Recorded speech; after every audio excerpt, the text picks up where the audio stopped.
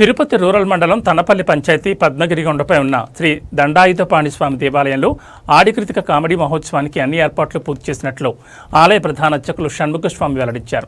శ్రీ దండాయుధపాణి ఆలయంలో ఈ నెల 16వ తేదీ ఆడికృతిక మహోత్సవాన్ని అత్యంత వైభవంగా నిర్వహిస్తున్నట్లు ఆలయ ప్రధాన అర్చకులు తెలిపారు. ఆలయంలో మీడియా సమావేశం ఏర్పాటు చేశారు. ఈ సందర్భంగా ఆలయ ప్రధాన అర్చకులు షణ్ముఖస్వామి మాట్లాడుతూ స్వామివారికి తిరుమంజనం, ఇవాళ ధ్వజారోహణం, రేపు భరణి అభిషేకం, పట్టువస్త్రాల సమర్పణ, 16వ తేదీన ఆడికృతిక మహోత్సవం వైభవంగా జరుగుతాయని చెప్పారు. అదేవిధంగా దర్శనానికి ఇచ్చేసే భక్తుల సౌకర్యార్థం అన్ని ఏర్పాట్లు పూర్తి చేశామని, స్వామి దర్శనానికి వచ్చే భక్తులు తమ యొక్క వాహనాలను కొండ దిగువన పార్కింగ్ చేసి దేవస్థానాన్ని సహకరించి స్వామి దర్శనానికి రావాలని కోరారు. అలాగే వచ్చిన భక్తులకు ఆలయంలో ప్రత్యేక క్యూలైన్లను, త్రాగునీరు, అన్నప్రసాద వితరణ ఏర్పాటు చేసినట్లు తెలిపారు. ఈ కార్యక్రమంలో ఆలయ నిర్వాహకులు పాల్గొన్నారు.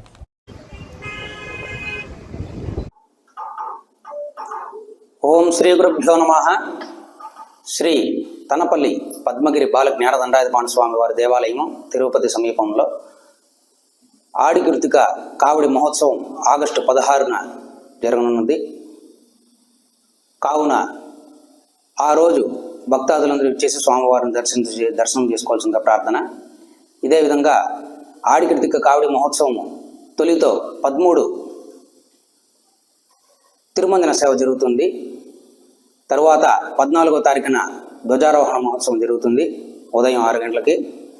తరువాత భరణి కావడి అభిషేకం 15వ తారీఖు ఉదయం 6 గంటలకు జరగనున్నది.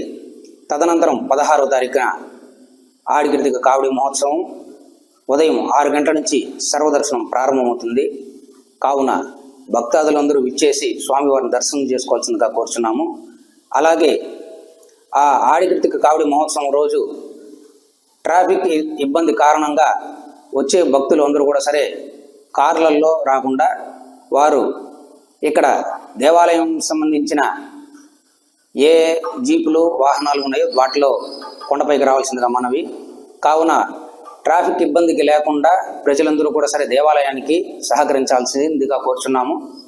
ఇలాగే తదుపరి వచ్చే భక్తులందరికీ ఈ జలప్రసాదం కానీ, స్వామివారి యొక్క నైవేద్య ప్రసాదాలను పంపిణీ కానీ, వాటికి సంబంధించిన ప్రతిదీ క్యూ ఏర్పాట్లు కానీ అన్నీ చేయడం జరుగుతుంది.